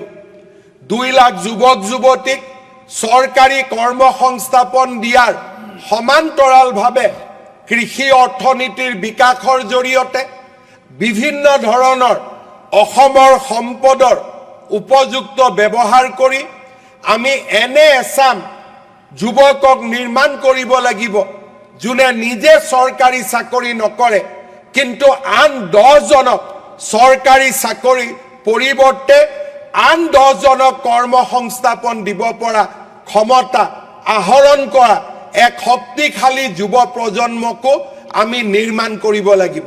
যদি 2 লাখ যুৱকে চৰকাৰী কৰ্মসংস্থাপন পায়, আমি 10 লাখ যুৱকক নিৰ্মাণ কৰিব লাগিব যোনে আন 10 জনক কৰ্মসংস্থাপন দিব পাৰে। তেনে এক উদ্যমিতাৰে পূৰ্ণ আমি এক যুৱ প্ৰজন্মক আমি সৃষ্টি কৰিব লাগিব। আত্মসহায়ক গোটৰ জৰিয়তে অসমৰ মহিলা সমাজৰ মাজত যি এক এছপাইৰেশ্যন সৃষ্টি হৈছে, আকাংক্ষাৰ সৃষ্টি হৈছে, তাক আমি নিৰ্বাচনৰ সময়ত সকলোৱে ওচৰৰ পৰা দেখা পাইছোঁ। অসমৰ মহিলা সমাজে ঘৰৰ দায়িত্ব পালন কৰাৰ পিছতো তেওঁলোকে ঘৰৰ মাত্ৰ পাকঘৰৰ দায়িত্ব নহয়, ঘৰৰ অৰ্থনৈতিক দায়িত্বও আমাৰ মহিলাসকলে ল'ব বিচাৰে। আমাৰ মহিলাসকলে ঘৰৰ চাৰিবেৰৰ পৰা ওলাই পৰিয়ালটোৰ সমৃদ্ধিত তেওঁলোকে বৰঙণি যোগাব বিচাৰে। অসমৰ আত্মসহায়ক গোটৰ এই আন্দোলনটোক আমি এক ব্যাপক ৰূপ দিয়া আৰু উৎপাদনশীল কৰি তোলাৰ দায়িত্ব আমাৰ বিধানসভাই ল'ব লাগিব। মই নিশ্চিতভাৱে অনুভৱ কৰোঁ যে সেলফ হেল্প গ্ৰুপত থকা 40 লাখ মহিলা আমাৰ এনে এক শক্তি, যে শক্তিক যদি আমি উপযুক্তভাৱে ব্যৱহাৰ কৰিব পাৰোঁ, অসমৰ GDP 20 to 30% অকল মাত্ৰ আত্মসহায়ক গোটৰ বিপ্লৱৰ জৰিয়তে আহিবলৈ সক্ষম হ'ব। মই সন্মানীয় বিধায়কসকলক আহ্বান জনাম যে অহা 5 বছৰত মহিলা আত্মসহায়ক গোটৰ উন্নয়ন আৰু আমাৰ যুৱ প্ৰজন্মৰ কৰ্মসংস্থাপন, এই দুইটাৰ ক্ষেত্ৰতে আমি সদনৰ বাহিৰে ভিতৰে আমাৰ দায়িত্ব আমি পালন কৰিব লাগিব। স্বাস্থ্যৰ ক্ষেত্ৰত আজি অসম এক নতুন দিগন্তলৈ গতি কৰিছে। অসমে এনেকুৱা এখন ৰাজ্য, যিখন ৰাজ্যত প্ৰতিখন জিলাতে মেডিকেল কলেজ স্থাপনৰ সিদ্ধান্ত লোৱা হৈছে, কাৰ্যকৰী কৰা হৈছে আৰু আজি অসমত 14খন মেডিকেল কলেজ নিৰ্মাণ হৈছে আৰু 25খন মেডিকেল কলেজ অৰ্থাৎ আৰু 11খন মেডিকেল কলেজ নিৰ্মাণৰত হৈ আছে। আজিৰ সদনত মই আকৌ এবাৰ দোহাৰিব খোজোঁ যে প্ৰতিখন জিলাতে মেডিকেল কলেজৰ এই শৃংখলত অহা 5টা বছৰত আমি গোৱালপাৰা, বজালী, হোজাই আৰু হাইলাকান্দিকো সামৰি ল'ব লাগিব, যাতে অসমৰ প্ৰতিখন জিলাতে মেডিকেল কলেজ থকাৰ এক বিৰল সৌভাগ্য অসমৰ জনতাই লাভ কৰিব পাৰে। অধ্যক্ষ মহোদয়, নিৰ্বাচনৰ সময়ত আমি প্ৰতিশ্ৰুতি দিছিলোঁ স্বাস্থ্য আৰু শিক্ষাৰ মানদণ্ড উন্নত কৰিবলৈ এখন জিলাত এখন ইঞ্জিনিয়াৰিং কলেজ থাকিব, এখন মেডিকেল কলেজ থাকিব আৰু এখন বিশ্ববিদ্যালয় থাকিব। এই তিনিওটা, 1 district, 3 institute, 1 university, 1 medical college, 1 engineering college, পাৰিলে তাত এখন BSc নাৰ্ছিং কলেজ। এই স্বপ্ন বাস্তৱত ৰূপায়িত কৰাৰ দিশত আমি নিশ্চিতভাৱে আগবাঢ়িব লাগিব। অসমৰ চৰকাৰী শিক্ষাৰ মাধ্যমক শক্তিশালী কৰি তোলা আৰু প্ৰতিখন বিদ্যালয়ত এটা আধুনিক পৰিকাঠামো দিয়া কল্পনা আমাৰ মাজত থাকিব লাগিব। অসমৰ যুৱ প্ৰজন্মক স্কিল এডুকেশ্যন দিয়াৰ বাবে আমি লোৱা প্ৰচেষ্টাক আমি আৰু অধিক ত্বৰান্বিত কৰিব লাগিব।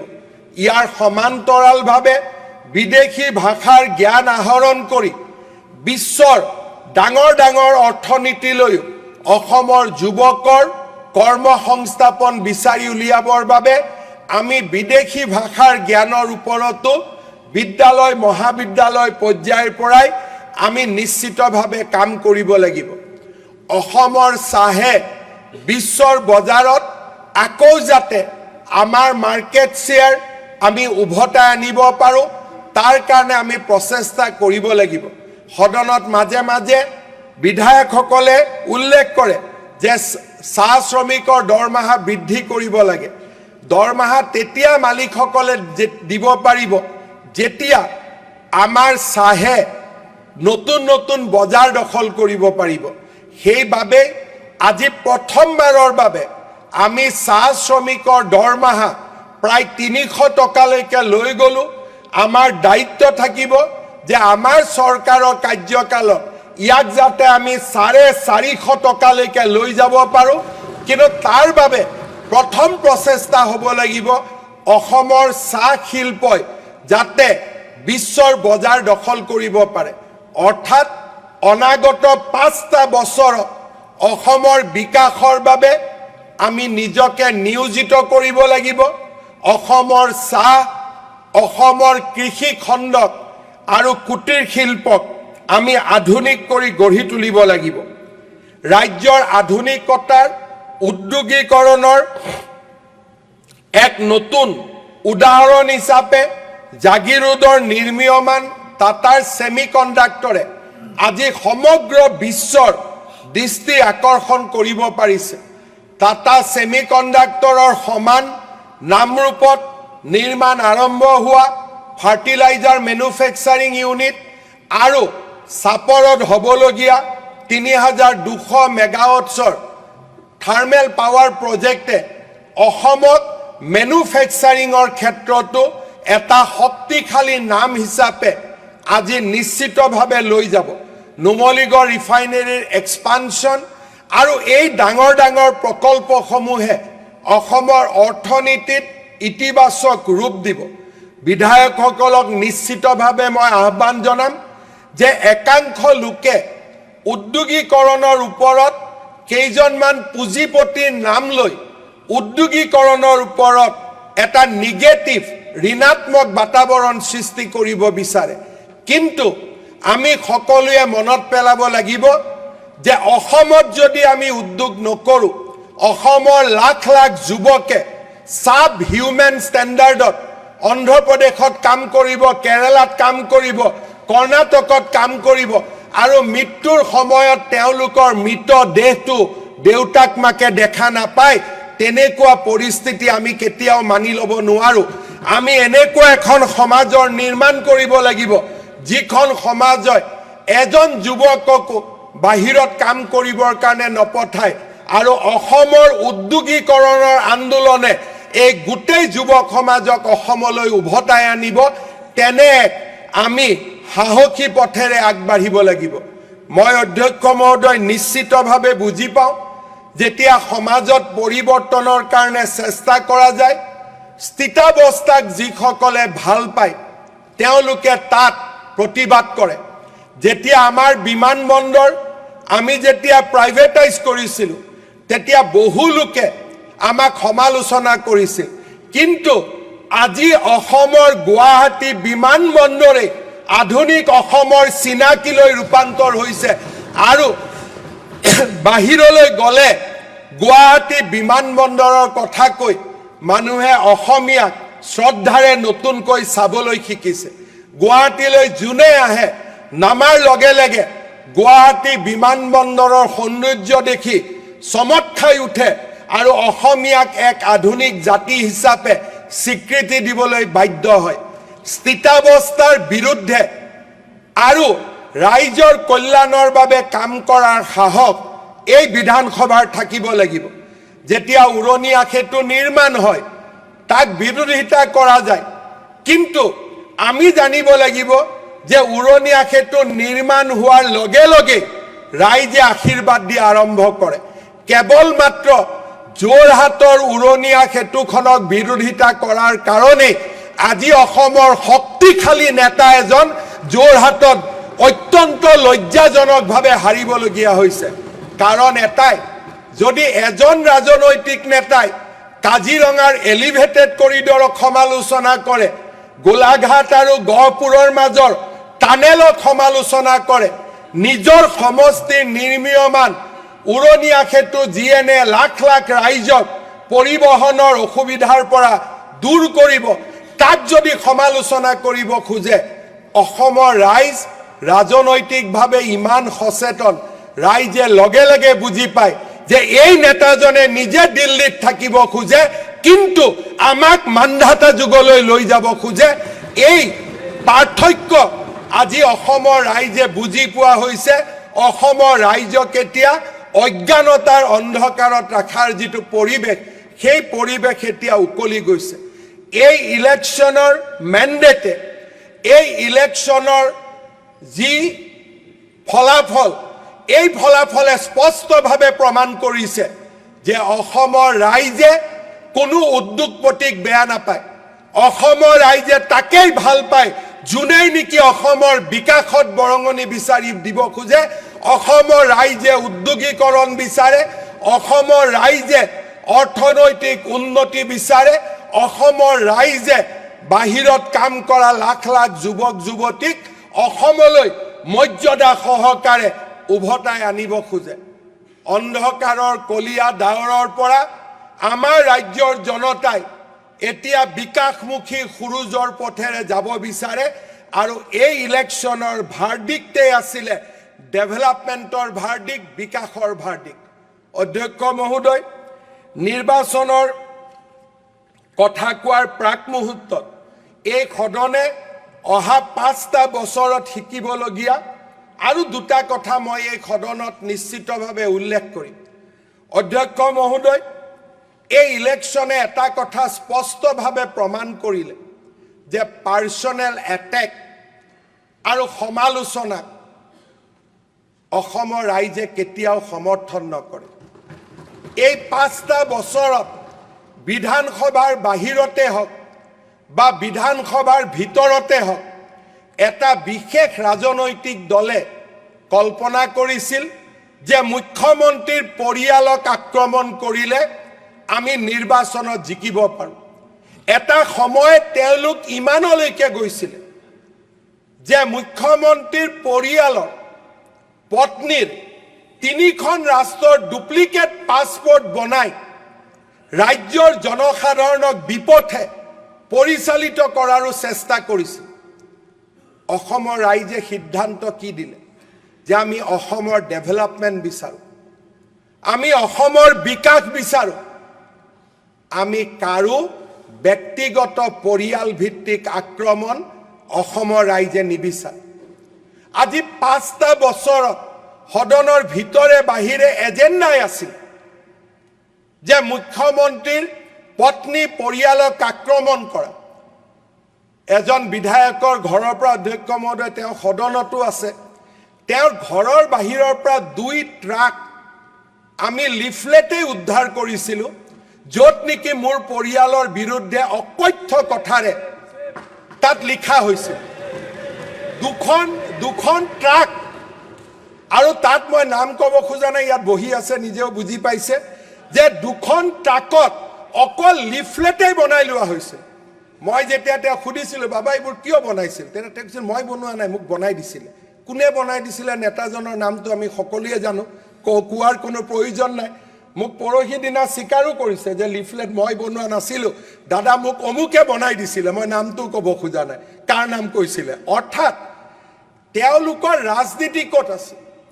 এটা সময়ত ৰাজনীতি সমষ্টিৰ উন্নয়ন বিকাশ নহয়, পৰিয়ালক আক্ৰমণ কৰা ৰাজনীতি। মই অধ্যক্ষ মহোদয় আপোনাক এখন বাতৰি কাকত দেখাম, মই নামো ক'ব পাৰোঁ, প্ৰতিদিন বাতৰি কাকত। যোৱা 3 মাহত আপুনি যদি পেপাৰ ওলাই লয়, এদিন পেপাৰত 19টা নিউজ আইটেম মোৰ বিৰুদ্ধে আছিল। এখন পেপাৰত পেজ কেইটা?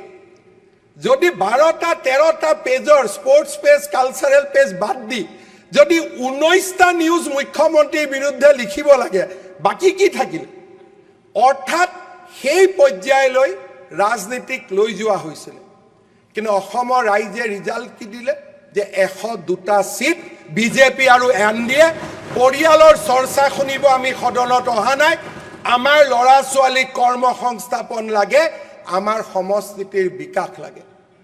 মই আশা কৰিম বিধানসভাত আমি জিকি অহা বিধায়কসকলে ৰাইজৰ সিগনেল, ৰাইজে কি ক'ব বিচাৰিছে, আমাৰ নেতাই কি ক'ব বিচাৰিছে এইটো নহয়, যিজন নেতাই ভাৰতত কম থাকে বিদেশত বেছি থাকে সেইজন নেতাই কি ক'ব খুজিছে তাক অসমৰ ৰাইজে শুনিব খোজা নাই অসমৰ ৰাইজে আমাক ক'ব খুজিছে আমাৰ হৈ কাম কৰা পৰচৰ্চা পৰনিন্দা নহয় আমাৰ হৈ কাম কৰা যাতে আমি তোমালোকক ভোট দিছো তোমালোকে আমাৰ কাৰণে কাম কৰা যাতে আমাৰ সমষ্টিটোৰ বিকাশ হয় মই আশা কৰিম আমাৰ নতুন চাম বিধায়কে ৰাইজৰ ৰায়দান তেওঁলোকে নিজে বুজি পাব পাৰিব আৰু নিজকে অসমৰ ৰাইজৰ উন্নতিৰ বাবে সমৰ্পিত কৰিব পাৰিব অধ্যক্ষ মহোদয় এই ইলেকশ্যনৰ এটা সময়ত এনেকুৱা এটা পৰ্যায়লৈকে লৈ যোৱা হৈছিল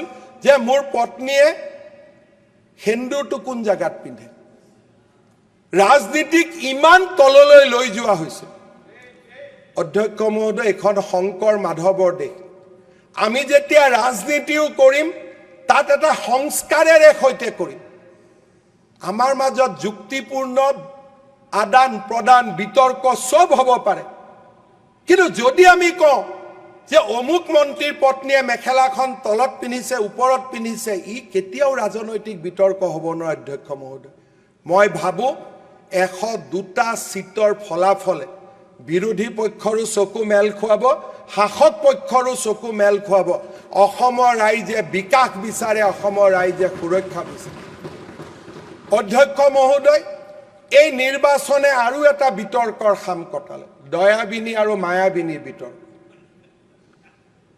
অধ্যক্ষ মহোদয় নিৰ্বাচনৰ আগত আৰু এটা বিতৰ্ক আৰম্ভ কৰা হৈছিল মায়াবিনী আৰু দয়াবিনী জুবিন গাৰ্গ আমাৰ হিয়াৰ আমঠু আছিল জুবিনৰ মায়াবিনীয়ে অজস্ৰ অসমীয়াক ৰোমাঞ্চিত কৰে জুবিনৰ গানে জুবিনৰ শিল্পই জুবিনৰ জীয়নে অজস্ৰ অসমীয়া যুৱক যুৱতীক যুগে যুগে প্ৰভাৱিত কৰি থাকিব অধ্যক্ষ মহোদয় মই গৌৰৱেৰে কম আৰু মই আজিও অত্যন্ত গৌৰৱেৰে কম নিৰ্বাচনৰ পিছত জুবিনৰ জীৱন পৰিক্ৰমাত যেতিয়াই জুবিনক আজি জুবিনৰ নাম লৈ ৰাজনীতি কৰিব বিচৰা সকলে যেতিয়া জুবিনক সমালোচনা কৰিছিল ব্যক্তিগতভাৱে তেওঁৰ লগত মই সদায় থিয় হৈ আছিল মই সদায় কৈছিলো যে জুবিন ৰাষ্ট্ৰৰ সম্পদ জুবিন অসমীয়াৰ সম্পদ জুবিনক জীৱনত সমালোচনা নকৰিবা জুবিনৰ যেতিয়া মৃত্যু হ'ব আমি সকলোৱে কান্দিব লাগিব আৰু ই মোৰ কোৱা কথা নহয় মোৰ এই বক্তব্য বহুকেইটা বক্তব্য সোশ্যাল মিডিয়াত ঘূৰি আছে অধ্যক্ষ মহোদয় জুবিনক জীৱনত সন্মান কৰা আৰু মৃত্যুৰ পিছত ব্যৱহাৰ কৰিব বিচৰা দুখন সমাজৰ সৃষ্টি হৈছিল ইলেকশ্যনৰ আগত যিসকলে জীৱনকালত জুবিনক নিৰ্মমভাৱে সমালোচনা কৰিছিল তেওঁলোকে জুবিনৰ সমাধিলৈ গৈ অসমৰ ৰাজনৈতিক যুদ্ধখনক তেওঁলোকৰ ফালে লৈ যাবলৈ চেষ্টা কৰিল যিসকলে নিজৰ জুবিনক যিসকলে নিজৰ জীৱনত নিজৰ সমষ্টিলৈ এবাৰো অনুষ্ঠানৰ বাবে নিমন্ত্ৰণ কৰা নাছিলে ৰাতি ৰাতি তেওঁলোক জুবিনৰ সমৰ্থক হৈ পৰিছিল কিন্তু দুৰ্ভাগ্য তেওঁলোকৰ মুখেদি মায়াবিনী ওলাইছিল তেওঁলোকৰ মুখেদি দয়াবিনী ওলাইছিল কোনো কথা নাই যিসকলে নিজৰ সমষ্টিত বাংলাদেশৰ পৰা সদায় গায়ক আনিছিল ৰাতি ৰাতি তেওঁলোক জুবিন গাৰ্গৰ সমৰ্থক হৈ পৰিল অধ্যক্ষ মহোদয় আপুনি বৰপেটাত ৰাজনীতি কৰে বৰপেটাৰ বহু অঞ্চলত যোৱা 30 বছৰত এবাৰো জুবিন গাৰ্গৰ অনুষ্ঠানটো হোৱা নাছিল তাৰ পৰা বাছে বাছে মানুহ জুবিনৰ সমাধিলৈ আহিব আৰম্ভ কৰিলে জুবিনৰ সমাধিলৈ আহিবলৈ আৰম্ভ কৰিলে আমি মায়াবিনী বিলাক কৰবাত পিছুৱাই গলো দয়াবিনী বিলাক আগুৱাই গল মায়াবিনী পিছুৱাই গল দয়াবিনী বিলাকে সমাধি ক্ষেত্ৰখন দখল কৰি ললে এতিয়া কোনো নাই অধ্যক্ষ মহোদয় বৰপেটাৰ বহু ঠাইত জুবিন গাৰ্গে প্ৰগ্ৰাম কৰিছে বহু ঠাইত কৰা নাই মই সেইটো কৈছো কৰাবিলাকতো সবেই জানো বৰপেটা ভবানীপুৰ সৰভোগতো বহুত বাৰ কৰিছে বৰপেটা ৰোডত বহুত বাৰ কৰিছে ক'ত কৰা নাই মই এইটোহে কৈছো হাউলিতো কৰিছে স্যাৰ হাউলিটো আমাৰ জায়গা ভাই মোৰো সমষ্টি আছে অঁ। ছাৰ, ময়ো আছো তাতে। মই জাগাৰ কেইটা মই নাম ল'ব খোজা নাই, নাম ল'লে উত্তৰ দিব নোৱাৰিব। বৰবালা, কলগাছিয়া এইবিলাক চব মই অঞ্চলতো কৈছো কৰিছে। নহয়, এইবিলাকটোতো কলগেছিয়াটোতো আমাৰ গোটেই অসমীয়া সমাজৰ পৃষ্ঠভূমি আছিলে, এতিয়াহে কোনোবাই দখল কৰি ল'লে। বৰপেটাটো আমাৰে জেগা আছিল, মহাপুৰুষ শংকৰদেৱে তাত আছিলে।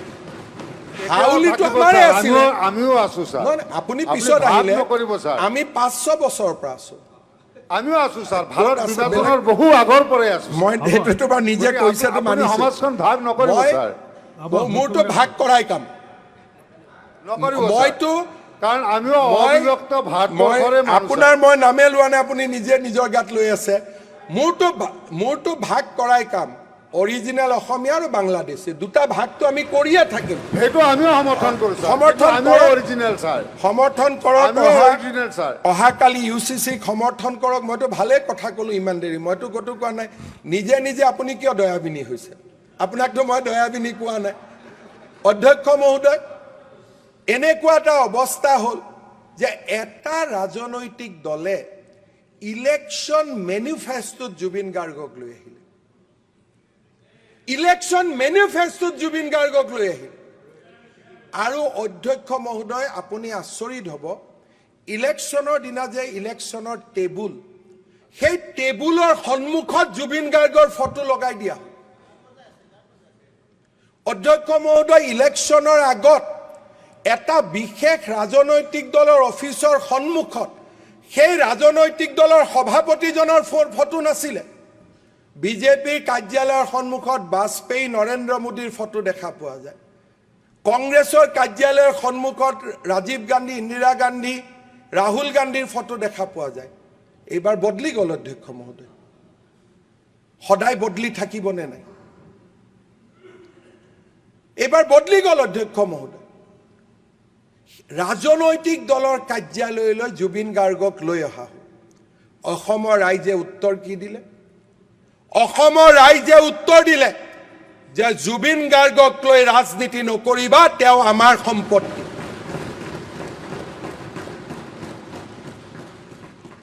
ই আমাক শিকাই থৈ গ'ল যে ভূপেন হাজৰিকাক লৈ ৰাজনীতি নহয়, জুবিন গাৰ্গক লৈ ৰাজনীতি নহয়, শংকৰদেৱক লৈ ৰাজনীতি নহয়, মাধৱদেৱ, দামোদৰদেৱক লৈ ৰাজনীতি নহয়, জ্যোতিপ্ৰসাদ আগৰৱালা, বিষ্ণুপ্ৰসাদ ৰাভাক লৈ ৰাজনীতি নহয়।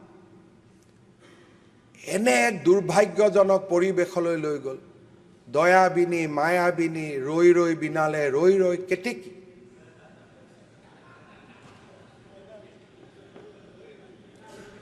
কিমান তললৈ যাব পাৰে অধ্যক্ষ মহোদয়? ৰৈ ৰৈ বিনালৈ, ৰৈ ৰৈ কেতেকী। ইউটিউব ভৰি গ'ল দয়াবিনী। অধ্যক্ষ মহোদয়, আজিৰ দিনটোত আমি সংকল্প ল'ব লাগিব যে অসমৰ জাতীয় জীৱনৰ সিংহ পুৰুষসকলক লৈ আমি ৰাজনীতি নকৰোঁ। এই নিৰ্বাচনে আমাক শিকাই থৈ গ'ল দুটা মেছেজ। পৰিয়ালক লৈ ৰাজনীতি নহয়। কিবা আছে আদালতত যোৱা, কোৰ্টত যোৱা, যি আছে সমাধান কৰা। আৰু শংকৰদেৱ, মাধৱদেৱ, জ্যোতি, বিষ্ণু, ফণী শৰ্মা, জুবিন গাৰ্গ, ভূপেন হাজৰিকা, উপেন ব্ৰহ্ম, ইয়াক লৈ ৰাজনীতি নহয়। অধ্যক্ষ মহোদয়, মই এটা সৰু কথা মনত পেলাম, ক'ৰ পৰা মানুহে শিকিব পাৰি। BTC ইলেকশ্যনৰ সময়ত মই কোকৰাঝাৰলৈ এখন মিটিঙলৈ গৈছিলোঁ। আমাৰ বিজেপিৰ কাৰ্যকৰ্তাসকলে উৎসাহ হওক, অত্যুৎসাহী হওক, উপেন ব্ৰহ্মৰ ফটোখন মঞ্চত স্থাপন কৰিছিলে আৰু আমি মাল্য অৰ্পণ কৰিছিলোঁ। মিটিঙৰ অহাৰ পিছতে মোক কোকৰাঝাৰৰ পৰা কেইবাটাও হোৱাটছআপ আহিলে মোলৈকে যে উপেন ব্ৰহ্মৰ ফটোখন আপোনালোকে পলিটিকেল মঞ্চত দি ভুল কৰিছে। মই লগে লগে তাৰ পৰা শিকিলোঁ। মই পাৰ্টিক হাক দিলোঁ যে BTCৰ ইলেকশ্যন আমি জিকো নিজিকো, কেতিয়াও উপেন ব্ৰহ্মৰ ফটো মঞ্চত যাতে, বিজেপিৰ মঞ্চত যাতে নাহে। চৰকাৰী অনুষ্ঠানত বেলেগ কথা, য'ত সকলো ৰাইজ থাকে, বিজেপিৰ মঞ্চলৈকে যাতে নাহে। অৰ্থাৎ অসমৰ মানুহে জাতীয় জীৱনৰ সিংহ পুৰুষসকলক লৈ কৰা ৰাজনীতিক কেতিয়াও মানি নলয়। জুবিন গাৰ্গৰ নামত মুখ্যমন্ত্ৰী হোৱাৰ সপোন দেখিব লাগে নেকি অধ্যক্ষ মহোদয়? কি কৰি দিলে অসমৰ মানুহে? 19 জনলৈ নমাই দিলে, আৰু 19 জনৰো 18 জন মাত্ৰ এটা বিশেষ সম্প্ৰদায়ৰ MLA। ইয়াতকৈ দুখ লগা, দয়াবিনী পুৰা অপাৰেশ্যন কৰি উলিয়াই দিলে। ইয়াতকৈ দুখ লগা পৰিৱেশ কি হ'ব পাৰে? প্ৰত্যেকটো ইলেকশ্যনে আমাক শিকায় অধ্যক্ষ মহোদয়। এই ইলেকশ্যনে দুটা কথা আমাক শিকাই থৈ গ'ল, যে ভূপেন হাজৰিকা, জুবিন গাৰ্গ, শংকৰদেৱক লৈ ৰাজনীতি নহ'ব, উপেন ব্ৰহ্মক লৈ ৰাজনীতি নহ'ব। এই ইলেকশ্যনে আমাক শিকাই থৈ গ'ল যে মানুহে বিকাশৰ বাবে ভোট দিয়ে, মানুহে নিজৰ জীৱনৰ কাৰণে সুৰক্ষাৰ বাবে ভোট দিয়ে। পৰ চৰ্চা আৰু পৰ নিন্দাৰে ইলেকশ্যন জিকিব নোৱাৰি, তাক অসমৰ মানুহে শিকাই থৈ। অধ্যক্ষ মহোদয়, নিশ্চিতভাৱে এই ইলেকশ্যনে আমাক আৰু এটা কথা শিকাই থৈ গ'ল, যে ৰাজনীতি কৰা মানুহৰ কেতিয়াও অহংকাৰ হ'ব নালাগে। কোনোবা ঘটনাৰ পাকচক্ৰত মই কোনোবা এটা নিৰ্বাচনত জিকিলোঁ, কিন্তু তাৰ মানে ই নিশ্চিত নহয় যে অসমৰ ৰাইজে মোক ৰজা পাতিছে। যোৰহাটত মই লোকসভা জিকিলোঁ, অহংকাৰ গৌৰৱ। ডিব্ৰুগড়ত মই লোকসভা জিকিলোঁ, লখিমপুৰত মই লোকসভা জিকিলোঁ। অহংকাৰ গৌৰৱ দৰ্প বাঢ়ি বাঢ়ি গৈ থাকিলে 2 বছৰৰ ভিতৰতে সৰু বিধানসভাৰ নিৰ্বাচনতে মোক হৰুৱাই দিলে। তাৰ মানে এই নিৰ্বাচনে এটা কথা স্পষ্টভাৱে বুজাই দিছে, সকলোকে শিক্ষা দিলে, যে আজি জিকিছোঁ মানে তাৰ গ্যাৰেণ্টি নহয় যে অহাকালিও আমি জিকিম। মই যুৱ বিধায়কসকলক দুটা কথা ক'ব চেষ্টা কৰিম। তথ্যৰ পৰা কম, আক্ৰমণ কৰি নকওঁ। এজন ব্যক্তিক এটা পাৰ্লিয়ামেণ্টাৰী চিটত ভয়াৱহভাৱে অসমৰ মানুহে ইলেকশ্যন জিকাই দিলে 2024 চনত। মানুহে দেখা পালে যে ইয়াত গৌৰৱ আছে, দৰ্প আছে, অহংকাৰ আছে। 26ত 20,000 জিকা চিট এটা 23,000 ধৰুৱাই পঠাই দিলে। ই আমি ল'ব বিচৰা শিক্ষা।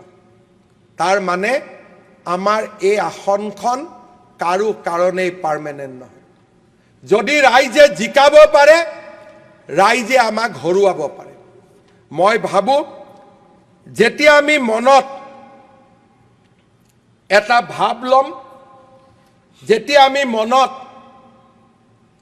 অহংকাৰৰ সৃষ্টি কৰিম যে আমি জিকি আহিলোঁ, অহাবাৰো আমি জিকিম, মই ভাবোঁ মানুহে প্ৰত্যেক দিনাই অহংকাৰক চিনি পায়।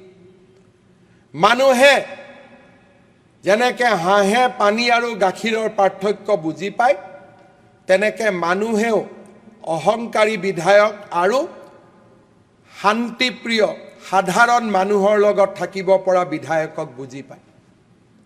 সদনত খুব সম্ভৱ 6 বাৰ একেলগে ইলেকশ্যনত জিকি অহা বিধায়ক হিচাপে মই আছোঁ। আনসকলে 6 বাৰ জিকিছে, ক'ৰবাত হয়তো গতি পৰিছে, জ্যোতি পৰিছে। পদ্মদাও আছে, 6 বাৰ জিকিছে। নতুন প্ৰজন্মৰ বিধায়কসকলে সিদ্ধান্ত ল'ব লাগিব যে আমি এবাৰৰ কাৰণে বিধায়ক হ'ব অহা নাই, আমি বাৰে বাৰে বিধায়ক হ'বৰ কাৰণে সদনত আহিছোঁ। আৰু তেতিয়া আমি বাৰে বাৰে বিধায়ক হ'ব পাৰিম যেতিয়া আমি মনত অহংকাৰক জন্ম নিদিওঁ। জীৱনত আটাইতকৈ ডাঙৰ শত্ৰু হ'ল অহংকাৰ।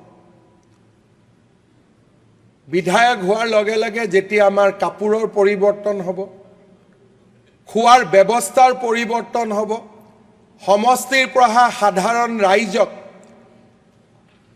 বেয়া কথা গালি গালাজ কৰিবলৈ আৰম্ভ কৰোঁ, তেতিয়াৰ পৰাই স্খলন আৰম্ভ হয়। বহু যোৱা 15 বিধানসভাত থকা বহু বিধায়ক আজি সদনত অহা নাই। তাৰ পৰা নিশ্চয় নতুন বিধায়কসকলে শিক্ষা ল'ব। মই সকলোকে আহ্বান কৰিম, আমাৰ জীৱনৰ আটাইতকৈ ডাঙৰ শত্ৰু হৈছে আমাৰ অহংকাৰসমূহ। মোৰো যদি ক'বাত অহংকাৰ হয় আপোনালোকে মোক দেখুৱাই দিব, আৰু আপোনালোকেও চেষ্টা কৰিব যাতে আমি অহংকাৰক ওচৰত আহিব নিদিওঁ। আজি যিসকলে ভাবিছে যে আমি অমুক সমষ্টিৰ পৰা আহিছোঁ, অমুকে আমাক ভোট দিবই, মানকাছাৰৰ 1 লাখ ভোটে তেওঁলোকৰ বাবেও বিপদৰ ঘণ্টা আজি বজাই থৈ গৈছে। 2031ৰ কাহিনী এয়া নহয়, এই কাহিনীও বদলিব। মই আজিয়ে ভৱিষ্যতবাণী কৰি থৈ দিছোঁ। ৰাজনীতিত মই যিমান আজিলৈকে কৰবাত নহয় কৰবাত কৈছোঁ, 2-এটাক বাদ দি কৰবাত নহয় কৰবাত সিও বুজি পায়। মই ভাবোঁ অসমৰ ধৰ্মীয় সংখ্যালঘু ৰাইজেও অহংকাৰ, পিতৃৰ পৰিচয়েৰে ৰাজনীতি কৰিব বিচৰা ব্যক্তি সকলোকে চিনি পাব। তেওঁলোকৰ মাজতো এখন শিক্ষিত সমাজৰ সৃষ্টি হ'ব, আৰু কৰবাত নহয় কৰবাত, কেতিয়াবা নহয় কেতিয়াবা চামুগুৰি উপনিৰ্বাচনৰ ফলাফলো আহিয়ে থাকিব। যেনেকৈ সমাজত বিৱৰ্তন হৈ থাকে, সমাজত পৰিৱৰ্তন হৈ থাকে। তাক নহা ৰাস্তা কি? যেতিয়া আমি অহংকাৰক ত্যাগ কৰিম, সমষ্টিৰ মানুহৰ কাৰণে সমৰ্পণ কৰিম। মই ভাবোঁ সদনে নিশ্চিতভাৱে, বিশেষকৈ নতুন বিধায়কসকলে সদনৰ ভিতৰে আৰু বাহিৰে আমাৰ পৰম্পৰা, আমাৰ সংস্কৃতি আৰু আমাৰ অহংকাৰবিহীন, গৌৰৱবিহীন, দৰ্পবিহীন এটা জীৱন আমি যাতে সদায় ৰাখিব পাৰোঁ, তাৰ কাৰণে সকলোৱে প্ৰচেষ্টা কৰিব। নক'বলগীয়া কথা এটা মই আকৌ কৈ থৈ গৈছোঁ, কেতিয়াবা বিধায়কসকল খুবেই ভাল, কিন্তু বিধায়কসকলৰ লগত থকা PS, OS দি আমাক ইলেকশ্যনত হৰুৱাই দিয়ে। সেইকাৰণে নিজৰ নিজৰ PS, OS দি বছৰে বছৰে বদলাই থকা আৰু তেওঁলোকৰ ওপৰত ডিপেণ্ডেণ্ট নোহোৱা, এইবিলাকো নিশ্চিতভাৱে নতুন বিধায়কসকলে শিকিলে আমি সদনত বাৰে বাৰে সকলোকে দেখা পাম। মোৰ অভিজ্ঞতাৰ পৰা এইখিনি কথা মই কম বুলি ভাবিছিলোঁ। মই ভাবোঁ যে কোৱাটো প্ৰয়োজন আছিল। অধ্যক্ষ মহোদয়, কেইবাজনো বিধায়কে ৰাজ্যপাল মহোদয়ৰ বিতৰ্কত অংশগ্ৰহণ কৰি মূল্য বৃদ্ধিৰ বিষয়টো দৃষ্টি আকৰ্ষণ কৰিছে। স্বাভাৱিকভাৱে অধ্যক্ষ মহোদয়, ই এনে এক বিষয় যাক আমি কেতিয়াও এৰাই চলিব নোৱাৰোঁ। দায়িত্ব লোৱাৰ পিছত মোৰ সন্মুখত আটাইতকৈ ডাঙৰ প্ৰত্যাহ্বান আহি পৰিছে যে আমি অনাগত দিনকেইটাত ভাৰত আৰু অসমৰ অৰ্থনীতিক কেনেকৈ সুৰক্ষিত কৰি ৰাখিব পাৰোঁ। আমি যদি দেখা পাওঁ ষ্টেট অফ হৰমুজ, ইৰাণ আৰু আমেৰিকাৰ যুদ্ধই ভাৰতৰ বৈদেশিক মুদ্ৰাৰ ভাণ্ডাৰ দিনক দিনে হ্ৰাস কৰাই লৈ গৈছে, আৰু আমি নিশ্চিতভাৱে এক বিপদজনক পৰিৱেশলৈ আমি আগবাঢ়িছোঁ। যদি ইৰাণ আৰু আমেৰিকাৰ মাজত যুদ্ধ শেষ নহয়, তাৰ প্ৰভাৱ বা তাৰ প্ৰভাৱৰ পৰা ভাৰতো মুক্ত হৈ থাকিব নোৱাৰে। ভাৰতে নিজৰ ব্যৱহাৰ কৰা তেল, সাৰ আৰু আমাৰ বাবে প্ৰয়োজনীয় বহুত সামগ্ৰী আমি দেশৰ বাহিৰৰ পৰা কিনিব লাগে, আৰু যেতিয়া এনে সামগ্ৰীসমূহ আমি দেশৰ বাহিৰৰ পৰা কিনো, বেছি দামত কিনো, আমাৰ দেশৰ বৈদেশিক মুদ্ৰাৰ ভাণ্ডাৰ কমি কমি আহি থাকে।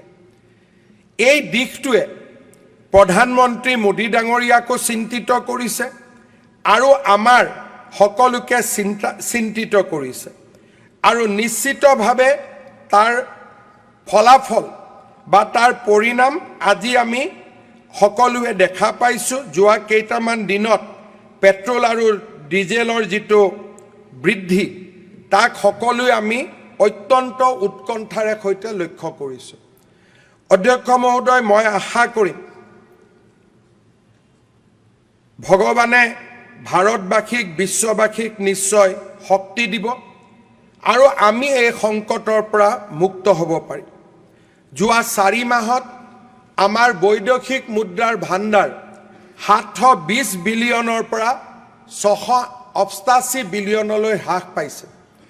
তাৰ পিছতো প্ৰধানমন্ত্ৰী ডাঙৰীয়াই চেষ্টা কৰিছে যাতে ইয়াৰ বোজা সাধাৰণ ৰাইজে ল'বলগীয়া নহয়।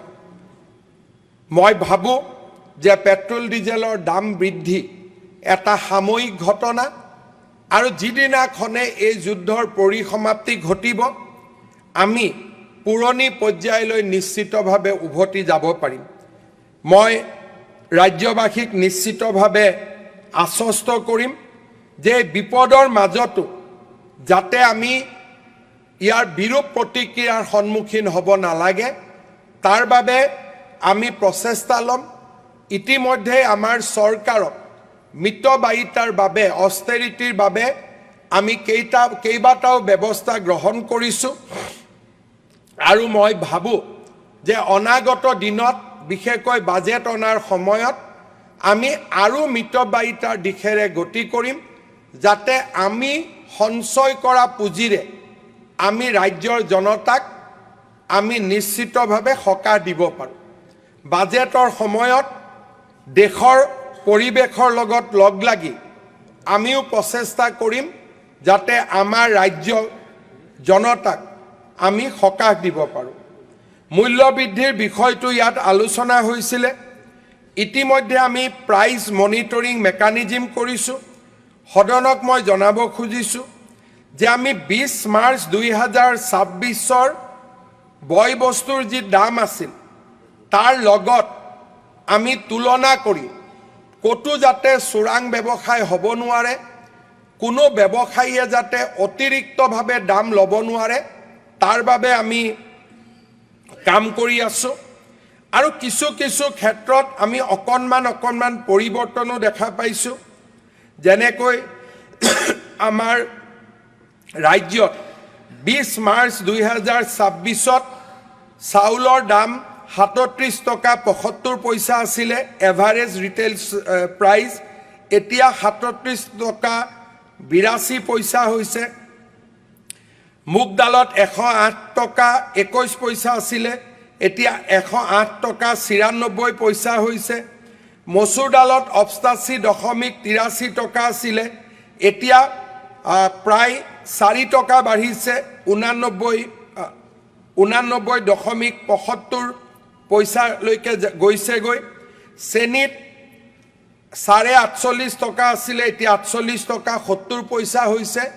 কম বেছি পৰিমাণে ডেফিনেটলি মূল্যৰ অকণমান পৰিৱৰ্তন হৈছে, কিন্তু অসমত এতিয়াও অত্যাৱশ্যকীয় সামগ্ৰীৰ ব্যাপক প্ৰভাৱ পৰা নাই। কিন্তু বৰ্তমান পেট্ৰল ডিজেলৰ দাম বৃদ্ধিৰ পিছত কিছু যে প্ৰভাৱ নপৰিব তাকো মই নিশ্চিতভাৱে ডিনায়ো কৰিব বিচৰা নাই। কিন্তু চৰকাৰে আমি সকলো ক্ষেত্ৰতে সজাগ হৈ থাকিম, সচেতন হৈ থাকিম, আমি মিতব্যয়ী হ'ম যাতে আমি ইৰাণ আৰু আমেৰিকাৰ যুদ্ধৰ প্ৰভাৱৰ পৰা আমাৰ ভাৰতবাসীক অসমবাসীক আমি যিমান পাৰোঁ আমি ৰক্ষা কৰিব পাৰোঁ। বিশ্বৰ অৰ্থনীতিৰ বাবে যোৱা 3 মাহ অত্যন্ত বেয়া দিন আছিলে। আমি আশা কৰোঁ প্ৰধানমন্ত্ৰী মোদী ডাঙৰীয়াৰ প্ৰচেষ্টাত আমি নিশ্চিতভাৱে এই বেয়া দিনৰ পৰা আঁতৰি আহিব পাৰিম আৰু ৰাজ্যৰ জনতাক আমি সকাহ দিব পাৰিম।